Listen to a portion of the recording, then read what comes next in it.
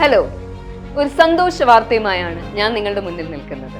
നിങ്ങൾ ഏവരും കാത്തിരുന്ന RRB JEE non technical batch civilians ആരംഭിക്കുന്നു. 2018 അവസാനമായി RRB JEE എക്സാം നടന്നത്. ആ എക്സാമിന് ക്വാളിഫൈ ചെയ്ത ഭൂരിഭാഗം സ്റ്റുഡൻസും സിവിലിയൻസിൽ നിന്നായിരുന്നു. അതേ കോൺഫിഡൻസോടുകൂടി ഞങ്ങൾ നിങ്ങൾക്ക് വേണ്ടി പ്രസന്റ് ചെയ്യുന്നു RRB JEE non technical batch August last week. നിങ്ങളുടെ എല്ലാവരുടെ മനസ്സിലൊരു ചോദ്യം ഉണ്ടാവും, ആരാണ് ഈ ബാച്ച് നിങ്ങൾക്ക് വേണ്ടി കണ്ടക്ട് ചെയ്യുന്നത്? ഏത് ഫാക്കൽറ്റിയാണ് നിങ്ങളെ പഠിപ്പിക്കാൻ പോകുന്നത്? കേരളത്തിൽ നോൺ ടെക്നിക്കൽ ഫീൽഡിൽ എക്സ്പേർട്ടും വളരെ ഫേമസുമായിട്ടുള്ള ഒരു ഫാക്കൽറ്റിയാണ് നിങ്ങൾക്ക് വേണ്ടി ഞങ്ങൾ ഇൻട്രൊഡ്യൂസ് ചെയ്യുന്നത്, മിസ്റ്റർ അമൽ കൃഷ്ണ. ഹായ് മക്കളെ, അടുത്ത ഉടൻ വരാൻ പോകുന്ന നോട്ടിഫിക്കേഷൻ ആണ് RRB JEE നോട്ടിഫിക്കേഷൻ. ഇതിന്റെ പ്രത്യേകത എന്താണെന്ന് വെച്ചാൽ വലിയ സിലബസ് ആണ്, പ്രത്യേകിച്ച് നോൺ ടെക്നിക്കൽ മേഖലയിൽ.